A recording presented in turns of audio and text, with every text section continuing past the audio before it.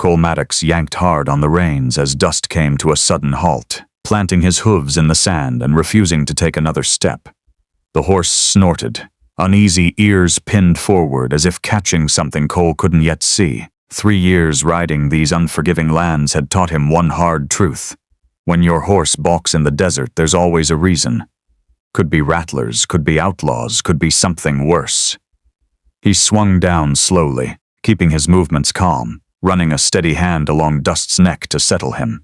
The Arizona desert lay dead quiet around them. Too quiet. No insects, no vultures circling, just hot wind whispering through red stone and drifting sand. Cole knew that kind of silence. That was the kind that came before death, then he heard it. A faint sound, barely there. A low groan carried on the wind, then another and another. He climbed a nearby ridge of rock, shielding his eyes from the brutal midday sun. What he saw froze his blood despite the heat pressing down on him. A group 40, maybe more, moving like ghosts across the dunes. They staggered, fell, crawled, dragged one another forward. A march toward death. The Red Sky people. Cole had lived long enough out here to recognize them, but never like this. Broken, starving, hollow-eyed, hanging by a thread. Whatever had happened to them, it had nearly wiped them out. Right there, Cole made a choice that would change everything. He could turn away, ride onto Miller Ranch, collect his pay, and forget what he saw, or he could step into something that might kill him. He went down the ridge. Up close, it was worse. Little ones with cracked lips split open from thirst. River women clutching babies too weak to cry, never a good sign. Stone elders staring into nothing, already halfway gone. They hadn't had water in days. That much was clear. One man stepped forward from the group. Tall, broad-shouldered, worn down but not broken. Eagle feathers hung from his dark hair and a long scar cut across his left cheek, but his eyes were sharp, steady, unyielding. A leader. He didn't speak, just studied Cole, not begging, judging. Friend or enemy, hope or danger. Cole slowly pulled his canteen and held it out. No words needed. The man took it but didn't drink. Instead, he turned and walked to an old woman barely standing. He gave her the water first, then to a child, then another. Only after 5 had taken a sip did he raise it to his own lips and drink just a little. That told Cole everything. This man was the real thing. The leader touched his chest. "Takai," he said, voice rough from thirst but firm. Cole nodded once. "Cole." Between gestures and broken words, the story came together. Soldiers, a forced march, a dead guide. 3 weeks lost in unknown land, water gone 2 days ago, and every hour under that sun pushing them closer to death. Cole ran the numbers in his head. His canteen might keep a few alive for a few hours. Not enough. Not even close. With the afternoon heat coming, the weak would start dropping first. The little ones, then the elders. By tomorrow, half of them would be dead, unless a memory hit him like lightning. His grandfather, Elias Maddox. Old Wolf, a trapper who had spent 40 years in these lands. A man who had lived among tribes, learned their ways, their hidden paths, their secrets. Cole could still hear his voice by the fire. There's a place where a stone eagle spreads its wings. When the sun stands high and its shadow points east, walk 50 steps. There, between red rock, you'll find what others never do. Cole had never needed that story before. Until now, he turned slowly, scanning the horizon. Rock formations stretched in every direction, shaped by time and wind into strange figures. Then he saw it. Far off, a formation that, from just the right angle, looked like a great eagle frozen in red stone, wings spread wide. His pulse quickened. That's it? It has to be. He raised his hand, pointing toward the rock-sicky. "Water," he said clearly, mimicking the act of drinking. Takai's eyes lit with something that hadn't been there before. Hope, but before he could answer, a sharp, angry voice cut through the air. A young warrior stepped forward, no older than 25. He moved like a coiled spring, all muscle and tension, like a mountain cat ready to strike. This was Kota. His dark eyes burned with suspicion. He spoke fast in his native tongue, voice rising, jabbing a finger straight at Cole. No translation needed. "It's a trap. White men lie. He'll lead us to our deaths." 3 Red Sky Riders moved in beside him, forming a wall between Cole and the rest of the people. Their hands hovered near their blades. The air shifted. Danger, thick and immediate. Takai raised his hand. When he spoke, His voice carried weight, steady, commanding, the kind of voice men followed into battle. Kota fired back just as fiercely, his tone sharp, defiant. He wasn't backing down, not even for his chief. Cole didn't move. His hand stayed open, away from his gun. One wrong twitch, one bad red, and this would turn into bloodshed. 40 lives hung by a thread. The argument dragged on. Takai pointed toward the little ones, then the stone elders. Kota snapped back, pointing at Cole. Then out into the empty desert, hope versus fear, trust versus survival. Both men were right, and both knew it. Then Takai spoke again. This time his voice cut through everything. Even the wind seemed to fall quiet. Kota froze. For a moment it looked like he might push back again, but he didn't. Slowly, reluctantly, he stepped aside, but his eyes never left Cole. A silent promise burned in them. I'm watching you. One mistake and you're dead. Takai turned back. Kota, he said, gesturing toward the young warrior. My nephew, he does not trust. Then he touched his own chest. But I choose to. Cole gave a slow nod. He understood that kind of trust. It wasn't earned, it was borrowed, and it could be taken back just as fast. He swung up onto dust and started riding toward the stone eagle. Behind him, 40 souls followed. And somewhere in that crowd he could feel it. Kota's stare, sharp as a blade, drilling into his back. Either he found water, or they all died out here, including him. The sun hung overhead like molten iron as Cole led them across the desert. Every step kicked up dust that clung to sweat, turning skin into cracked clay. The silence pressed in on them. Only the dragging of feet broke it. Cole felt the weight of it all bearing down on him. What if I'm wrong? What if it was just a story? Elias Maddox had told plenty of tales by the fire, some true, some stretched wide with imagination. Cole had never needed to know which were which, until now. Behind him, something collapsed. He turned. An elder woman had dropped to her knees in the sand, too weak to go any farther. Before Cole could react, Kota was already there. He lifted her with surprising care, pulling her up and carrying her across his shoulders like she weighed nothing. But Cole saw it, the tremor in his legs. Even the strongest were running on fumes. We must hurry, Takai said, stepping up beside him, his English rough but clear. 2 hours, maybe 3. He didn't finish. He didn't have to. Cole nudged dust forward, picking up the pace just enough, careful not to leave the weakest behind. The stone eagle rose closer now, towering against the harsh blue sky. From here, the illusion was flawless. Wings spread wide, head bowed slightly, as if the great bird had been frozen in time, standing watch over the desert forever. When they finally reached its base, Cole swung down from dust and studied the rock carefully, eyes scanning every angle. The sun was climbing, almost at its peak. According to Elias Maddox's story, the eagle's shadow would reveal the path, but only at high noon. Not yet. We wait, Cole said, pointing up at the sky. Takai's face tightened. Across the clearing, Kota had just laid the elder woman beneath the thin shade of a towering cactus. Now he strode forward, anger burning in every step.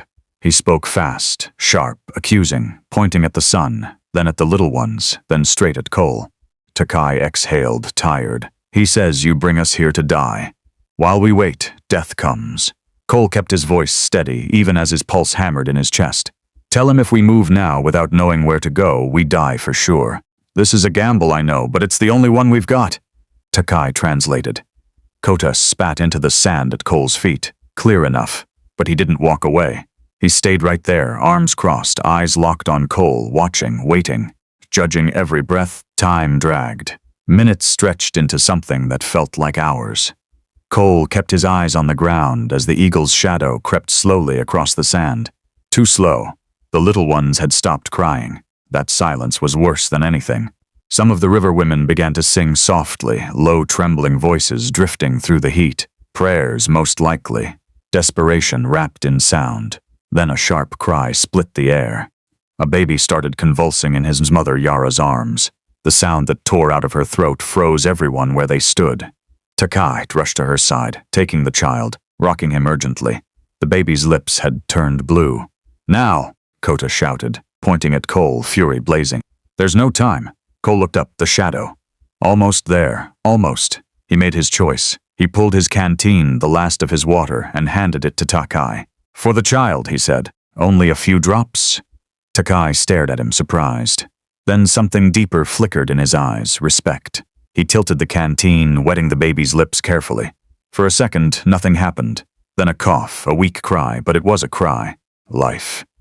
The most beautiful sound Cole had ever heard.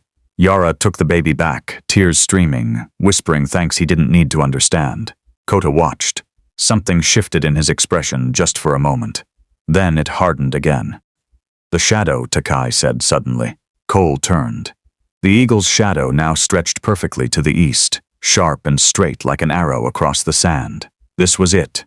Cole stepped forward, counting under his breath as he followed the line. 10, 20, 30. His heartbeat climbed with every step.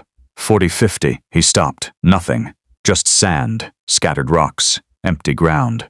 A murmur rippled through the group. Kota let out a bitter laugh and started toward Cole, something dangerous in his stride. But Cole didn't move, didn't give in. He dropped to his knees and started digging. "It's here," he muttered. "It has to be here." His fingers clawed through the sand, then hit something. Stone, not natural. Worked, shaped, built by hands. "Help me," he shouted. Takai and several others rushed in. They dug together, throwing sand aside that had been buried for years, maybe decades. Slowly, a structure began to take form, a ring of stones sealing something beneath. Kota stepped in too, curiosity winning over anger. They worked faster, harder, heaving stones that took 3 men to move. Then the last one shifted. A sound rose from below, a faint bubbling, then stronger and suddenly water. It burst upward, not in a violent spray, but in a steady, living flow. Clear, clean water filled the hollow between the stones, forming a small pool that shimmered under the sun. For a moment, no one moved. Then everything broke loose. People rushed forward, falling to their knees, hands plunging into the water. Some cried, some laughed like they'd lost their minds. Life had come back to the desert. Mothers rushed forward, carrying their little ones. Young men steadied the stone elders as they stumbled toward the water. The sound of life returning filled the desert. Hands splashing, water gulped down. Laughter breaking loose like a storm after drought. Cole stepped back, letting them drink first. He lowered himself onto a rock, legs shaking, not from exhaustion, but from the weight finally lifting off his shoulders. He'd done it. Elias Maddox hadn't been telling stories. Takai approached, water still dripping from his face. He didn't speak, just placed a firm hand on Cole's shoulder and squeezed. That was enough. Even Kota, watching from a distance, looked at him differently now. Not trust, not yet. But the raw hostility was gone, replaced by something quieter, something harder to define. Cole allowed himself a faint smile. 40 lives, not a bad day's work. What he didn't know was that this was just the beginning. The real trials were still ahead. 3 days passed after the spring was found. The camp of the Red Sky people had come back to life. Little ones ran between the rocks, their laughter echoing off stone walls. River women arranged the lodges in a wide circle around the water, turning that lonely patch of desert into something alive, something almost sacred. Stone elders rested in the shade, their strength slowly returning, voices carrying old stories into the warm air. Cole had planned to leave on the 2nd day. His job was done, but something held him there. Maybe it was the quiet gratitude in their eyes. Maybe it was the way the little ones had started following him around, curious about the stranger who had pulled them back from death. Or maybe, for the first time in years, he didn't feel like a man drifting nowhere. That afternoon, as Cole tightened Dust's saddle ready to ride out, someone came running. "Takai calls for you," he said in surprisingly clean English. "Important. Very important." Cole followed him to the largest lodge in the camp. It stood taller than the rest, marked with symbols he didn't understand, but he could feel their meaning. 2 iron veil guards stood at the entrance, their faces serious but not hostile. Inside, the space opened wide. Takai sat on finely worked hides, surrounded by the stone elders. The air was thick with the scent of burning herbs, giving the place a heavy ceremonial feel. Off to one side, Kota stood silent, watching everything with unreadable eyes. "Sit, my friend," Takai said, gesturing in front of him. Cole sat, feeling the weight in the room shift. Something was coming. Takai studied him for a long moment, as if measuring every word before speaking. "You saved my people," he said at last. 40 lives that would have ended in the sand. Little ones who will now grow, Stone elders who will see another sunrise. This is not small. Cole shifted slightly, uncomfortable with the praise. Anyone would have done the same. No, one of the stone elders said, his voice deep and steady. Not anyone. Many would have ridden past. Others would have asked for payment first. Takai nodded slowly. You gave your last water to a dying child without hesitation. He paused. In my people's way, a life debt is sacred. It cannot remain unpaid. The room grew still. The honor of my people demands we offer you something equal to what you have given.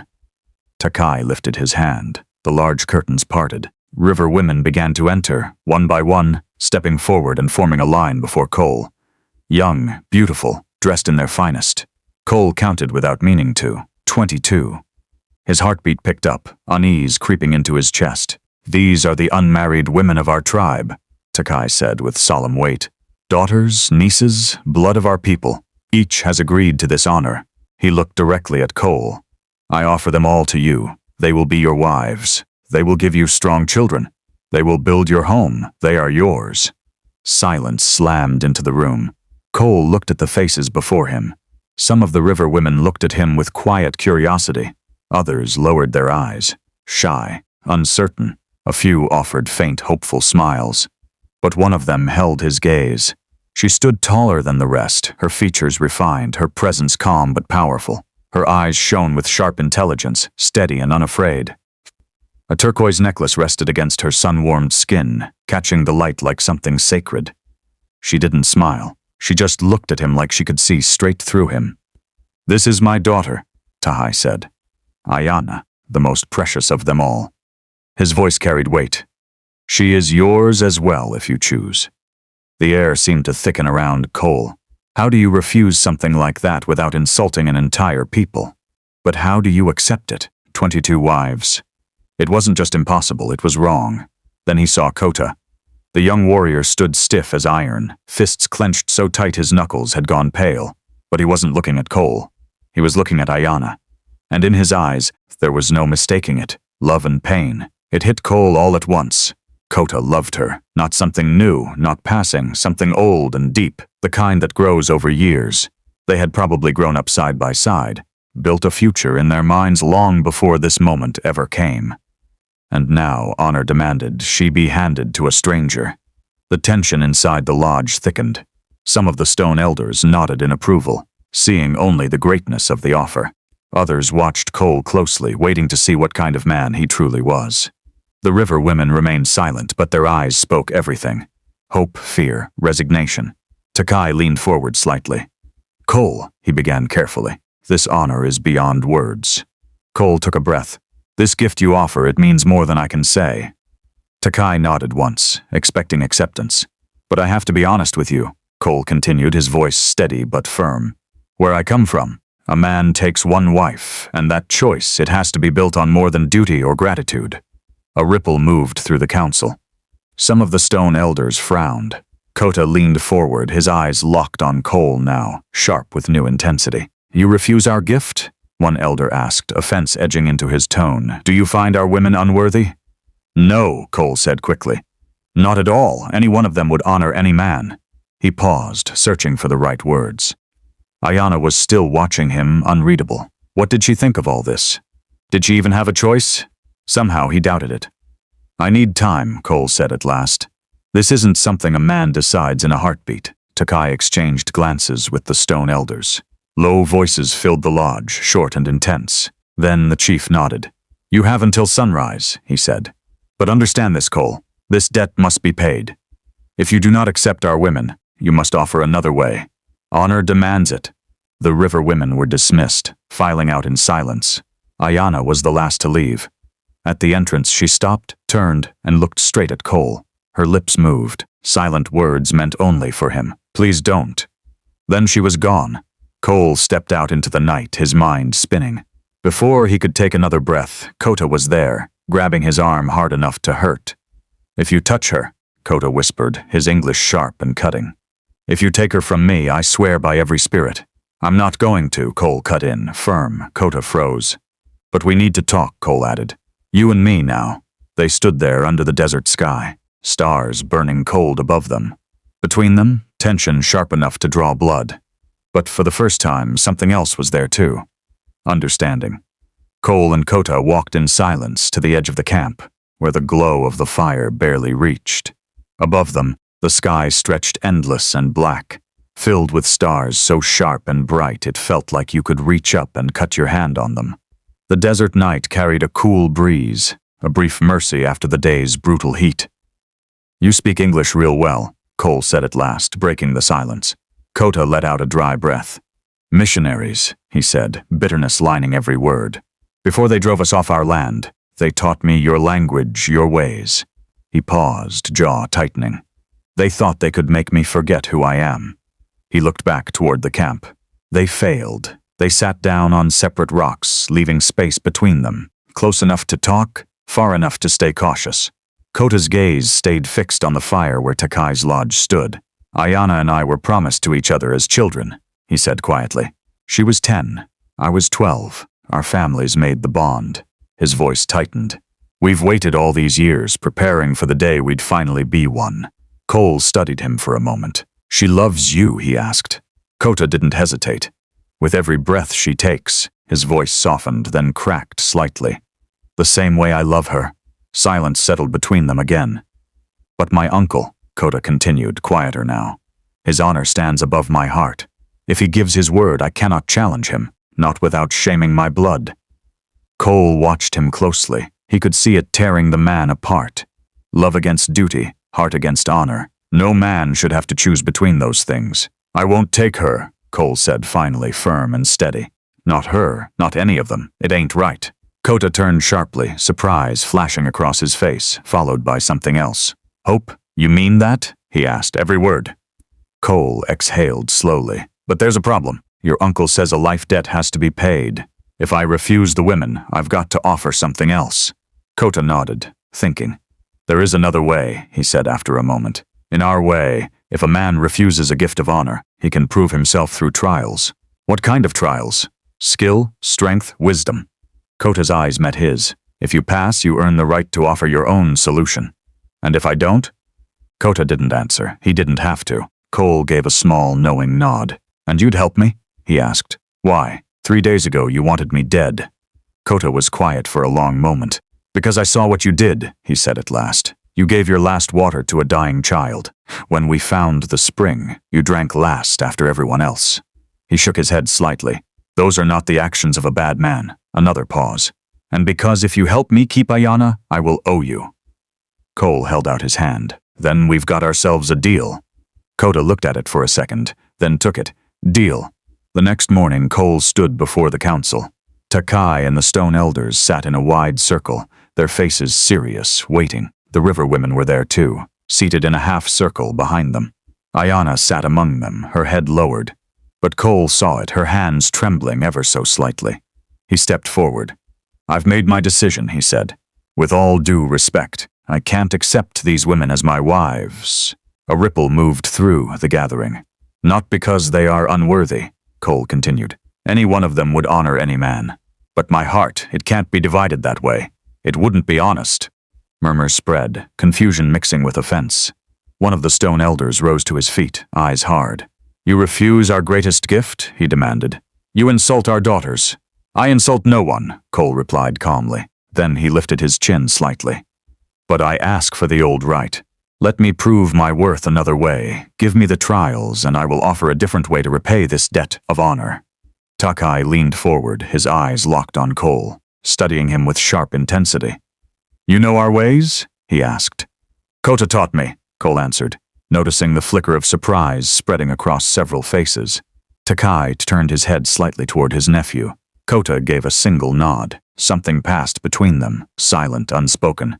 A message Cole couldn't quite read, but he could feel its weight. "Very well," Takai said at last. "You will face 3 trials."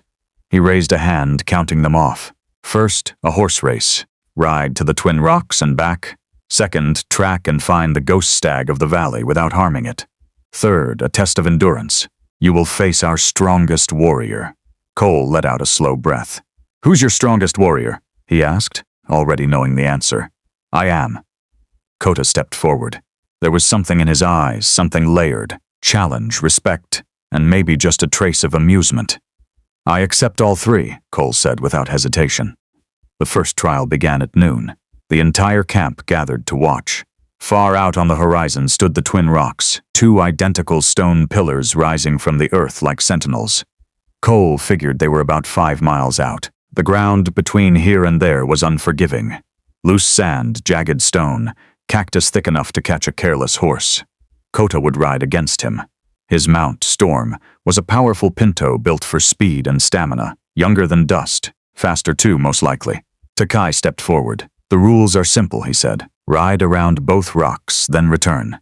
First to cross this line wins, no other limits. The two riders lined up.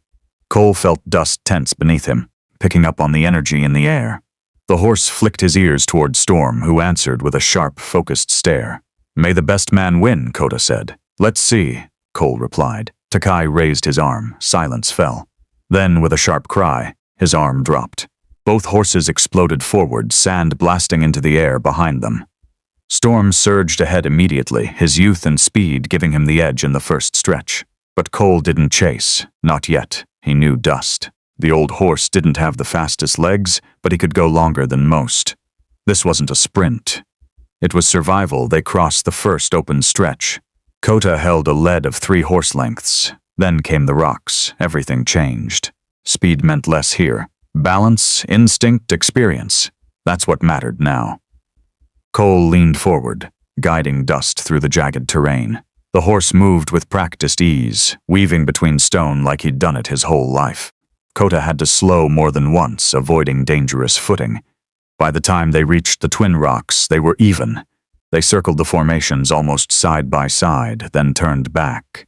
Now both horses were breathing hard. This was where it got real. Kota pushed Storm harder, trying to break ahead again. Then Cole saw it. A slight hitch. Storm stumbled just enough, favoring one leg. He'd stepped wrong in the rocks. Cole's eyes narrowed. He could win. All he had to do was press forward, take the lead, leave Kota behind. But then he remembered why he was here. This wasn't about beating a man. It was about proving something. Slowly, Cole eased back. He kept Dust running beside Storm instead of pulling ahead. Kota glanced over, confused. "What are you doing?" he shouted over the wind. "Your horse is hurt." "Not bad," Cole called back. "But enough. Then win." Cole shook his head. "I don't need to win. I just need to prove I'm worth something." They rode side by side the rest of the way and crossed the line together. A perfect tie. The crowd erupted, not in cheers, but in confused murmurs. A tie. That wasn't something they expected. Takai stood, watching both men dismount. Kota checked Storm's leg, confirming the slight injury. "One did not win," one of the stone elders said. "This is unusual." "No," Kota said suddenly, straightening. All eyes turned to him. "Cole won." Silence. "He saw my horse was hurt and chose not to take advantage," Kota's voice was clear. "That is greater than speed. That is honor." Takai nodded slowly, approval settling across his face. "The first trial is complete," he declared. "Rest. Tomorrow at sunrise, the second trial begins. The ghost stag awaits." That night, Cole lay beneath the open sky, staring up at the endless stars. He was just about to drift off when he heard soft footsteps. Ayana approached quietly, wrapped in a woven blanket. In her hands, she carried a steaming bowl. "I brought you food," she said, her English careful but clear. "You must be strong for tomorrow." Cole sat up, accepting it with a nod. The stew was simple, dried meat and desert herbs, but it was warm, filling, real. "Thank you," he said. "Your English, it's good." Ayana gave a faint smile. "Kota taught me. He learned from missionaries, then passed it on to me." She sat a short distance away, eyes drifting up toward the stars. "He says knowing another language makes us stronger." Silence settled between them for a moment. Then she spoke again. "Why are you doing this?" she asked softly. "You could leave. No one would stop you now." Cole stared into the darkness for a second before answering. "Because doing the right thing ain't always the easy thing," he glanced at her. "And because two people who love each other shouldn't be torn apart by tradition." Ayana's eyes shimmered, holding back tears. "Kota told you," she said. "He did," Cole replied, "and I can see the rest just by looking at you." She lowered her gaze. "My father is a good man," she said quietly, "but sometimes honor blinds him. He believes he is doing what is right, paying a sacred debt." Her voice trembled. but he doesn't see the pain it brings. He will, Cole said firmly. I just need to get through these trials, and then I'll have the right to offer something better. Ayana looked back at him. And what is that? Cole gave a small, confident smile. You'll see. Dawn came painted in gold and violet across the desert sky. The second trial awaited. Finding the ghost stag. According to Kota, who had quietly given him guidance the night before, the creature wasn't just an animal. It was something more. Elusive, Kota had said. Like the wind, many have hunted it for weeks and failed. The key is not to chase it, but to understand it. It is not your enemy. It is a spirit that tests your patience and your respect for the land. Cole rode out alone, just a canteen at his side and a red cloth, something he had to tie to the stag's antler as proof. One rule stood above all. He could not harm the animal. Hours passed. Cole searched the valley, reading the ground. Tracks, grazing marks, droppings. Signs were there, but they led nowhere. Dead ends, false trails. The sun climbed higher, turning the valley into a furnace. Then he remembered something Elias Maddox used to say. Wild animals live by patterns. Water at dawn, shade at noon, feeding at dusk. Cole looked at the sky. Midday. The stag wouldn't be roaming. It would be hiding. He changed his approach, stopped chasing, started thinking. He searched for the best shade in the valley, a narrow canyon with high walls and a thin stream cutting through it. Perfect. He slipped between the rocks and waited. Time crawled. Then, after nearly 2 hours, it appeared, silent as a ghost. The ghost stag, white as fresh snow, marked with faint gray shadows. Its antlers gleamed in the sunlight like polished bone. Its eyes were sharp, aware, watching everything. Cole didn't move, didn't breathe more than he had to. The stag stepped forward, drank from the stream, then lifted its head, testing the air. It knew someone was there. Cole didn't reach for it, didn't rush. Instead, he began to speak low and steady, meaningless words. Not the language, the tone. Calm, peaceful, no threat. Slowly, carefully, he pulled out the red cloth. The ghost stag stood there, caught between instinct and curiosity. Its eyes locked on Cole, unsure whether to bolt or stay. Cole slowly lifted the red cloth, letting it drift lightly in the warm breeze. The bright color flickered in the sunlight, pulling the animal's attention. Step by step, he moved closer, slow, steady, every motion smooth, predictable. His voice stayed low, a soft murmur, nothing important in the words, only calm in the tone. Closer, closer. When he was near enough, he reached out, holding the cloth toward the stag. The animal leaned in, nostrils flaring as it sniffed the fabric. For a moment, everything stood still. Then slowly, almost unbelievably, the stag lowered its head.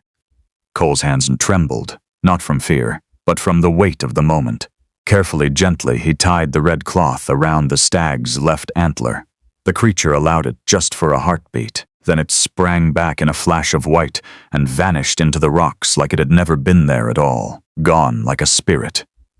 Cole let out a long breath. He'd done it. By the time he returned to camp that afternoon, the stone elders watched him with doubt in their eyes until the scouts came in. They had seen it. The ghost stag with the red cloth tied to its antler. The story spread fast. Some called it magic. Others said the spirits had chosen Cole. That night, Takai stood before the people. 2 trials are complete, he declared. Tomorrow the last. A test of endurance against Kota. The final day rose heavy with tension. The entire camp formed a wide circle in the sand. The rules were simple and brutal. No weapons, no stopping. They would fight until one man could no longer stand or chose to yield. Striking wasn't forbidden, but this wasn't about winning a brawl. It was about strength, endurance, control. Cole and Kota stepped into the center. Both stripped off their shirts, revealing bodies carved by hard lives. Scarred, strong, unyielding. Don't hold back, Kota muttered under his breath. If this is going to work, it has to look real. It will, Cole said, a faint grin tugging at his lips. Takai raised his hand, then dropped it. Kota moved first, fast and precise, like a predator closing in. Cole blocked, countered, then took a hard hit to the ribs that knocked the air clean out of him. They locked together, muscles straining, boots digging into the sand as each tried to gain leverage.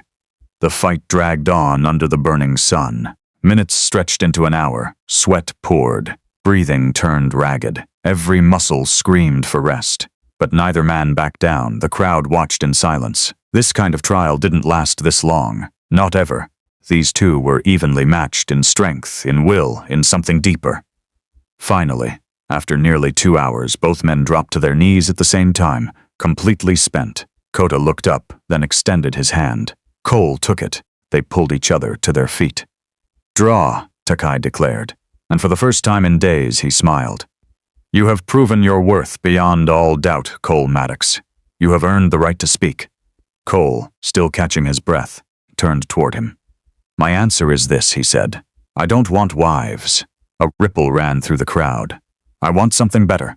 He paused, letting the words settle. "I want to build a trading post here by the spring.